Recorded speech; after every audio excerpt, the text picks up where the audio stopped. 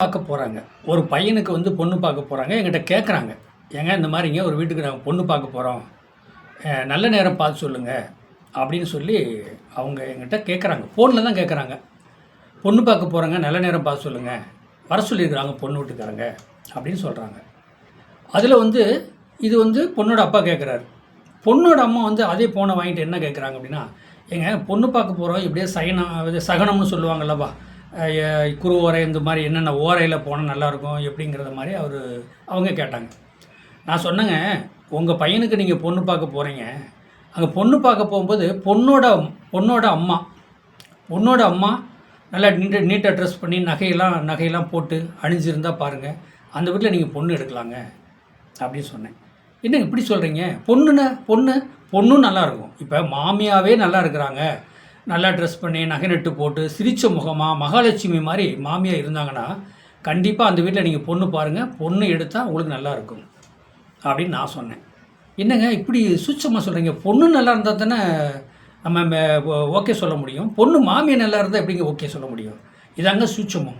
இப்போ நீங்கள் பொண்ணு பார்க்க போகிறீங்க, மாப்பிள்ளையும் போகிறாரு கூட, மாப்பிள்ளை கூட எல்லோரும் போகிறீங்க, ஒரு 7 பேர் போகிறீங்க, 5 பேர் 7 பேர் போகிறீங்க அப்படின்னா எல்லாத்தையும் வந்து அந்த பொண்ணோட அம்மா வந்து வாங்கன்னு வரவேற்பு பண்ணி தண்ணி மொந்து கொடுத்து உட்கார சொல்லும்போது அவங்க நல்லா நீட்டாக ட்ரெஸ் பண்ணி நகை நட்டு ஆடை ஓரம்லாம் போட்டுருந்தாங்கன்னா மகாலட்சுமி மாதிரி இருந்தாங்கன்னா கண்டிப்பாக அந்த வீட்டில் நீங்கள் பொண்ணு ஓகே சொல்லிடுங்க. பொண்ணும் நல்லாயிருக்கும், பொண்ணும் நல்ல குணமாகவும் இருக்கும். எப்படிங்க இவ்வளோ சூட்சமாக சொல்ல முடியுமா? கண்டிப்பாக சொல்ல முடியும். எப்படி சொல்ல முடியும் அப்படின்னா, ஒரு பையனோட சாதகத்தில் 10ஆம் இடங்கிறது மாமியார், ஒரு பையனோட சாதத்தில் 10ஆம் இடங்கிறது மாமியார். அந்த மாமியார் வந்து எப்படின்னா நல்ல முறையில் நீட்டாக குளிச்சுட்டு ட்ரெஸ் மாற்றி நகை நட்டு ஆடை ஓரணும், நல்ல ஒரு பட்டு புடவை கட்டி உங்களை பொண்ணு பார்க்குறதுக்கு வரவேற்பு வச்சாங்கன்னா போதும், அந்த பொண்ணுக்கு அவங்க நல்லா செய்வாங்க.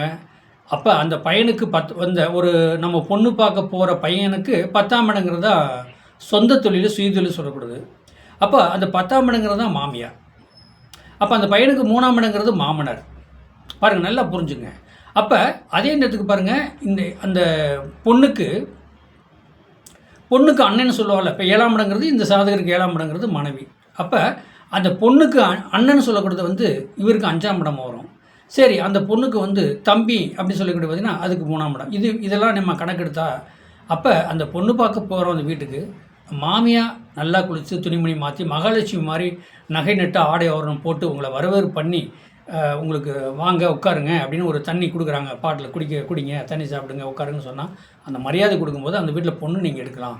அப்போ அந்த காலத்தில் சொல்லியிருப்பாங்க, பொண்ணு பார்க்க போகிறோம், அப்போ பொண்ணு வீடு பார்க்க போகிறோம்பாங்க. பொண்ணு பார்க்க போகிறதுங்கிறத ஃபஸ்ட்டு வந்து பொண்ணு வீடு பார்க்க போகிறோம் அப்படியே சொல்லுவாங்க. அப்புறம் பொண்ணு பார்க்க போகிறதுன்னு போச்சு. இன்றைக்கெல்லாம் கோயிலில் வச்சு எல்லாமே வரன் பார்க்குறாங்க. ஏன் அப்படின்னா பொண்ணு வீடு பார்க்க போகிறோம் அப்படின்னா அந்த காலத்தில் அப்படி தானுங்க, பொண்ணு வீடு பார்க்க போகிறோம் அப்படின்னு சொல்லுவாங்க. பொண்ணு வீடு பார்க்க போகிறோம்னா அந்த பொண்ணு வீடு நல்லா இருக்கணும், மகாலட்சுமி குடியிருக்கிற ஆலயம் மாதிரி நல்ல வீடு சுத்தம் பண்ணி துணிமணிலாம் அந்த பழைய துணிமணி போடாமல் நல்ல முறையில் இருந்தாலே அங்கே வந்து மகாலட்சுமி தாயார் குடியிருப்பாங்க. அந்த வீட்டில் பொண்ணு எடுத்தால் மகாலட்சுமி நம்ம வீட்டுக்கு வந்தது மாதிரியே அர்த்தம். அப்போ மாமியார் நல்லா இருந்துச்சுன்னா பொண்ணு நல்லாயிருக்கும். அப்போ மாமியார் நல்லா ஒரு நகை நட்டு ஆடை ஓரணம் அணிஞ்சு நல்ல முறையில் வரவேற்பு பண்ணாலே பொண்ணு நல்லாயிருக்கும், வீடும் நல்லாயிருக்கும். அப்போ இந்த சாதகத்தில் 10ஆம் இடம் நல்லா இருக்கா? மாமியார் நல்லா இருந்தால் இந்த சாதகம் 10ஆம் இடம் நல்லா இருக்குல்ல, 10ஆம் இடம் நல்லா இருக்கு. இப்போ அதே பாருங்கள், இவரோட சாதகத்தில் பாருங்கள், 10 குடைவன் ஆட்சி உச்சம் பெற்றிருப்பான். 10 குடைவன் ஆட்சி உச்சம் பெற்றிருப்பான். திரிகோண கேந்திரத்தில் உட்காந்துருப்பார் அந்த 10 குடைவன். அந்த வீட்டில் நீங்கள் பொண்ணு எடுங்க, கண்டிப்பாக மகாலட்சுமி கடாட்சம் இருக்கும்.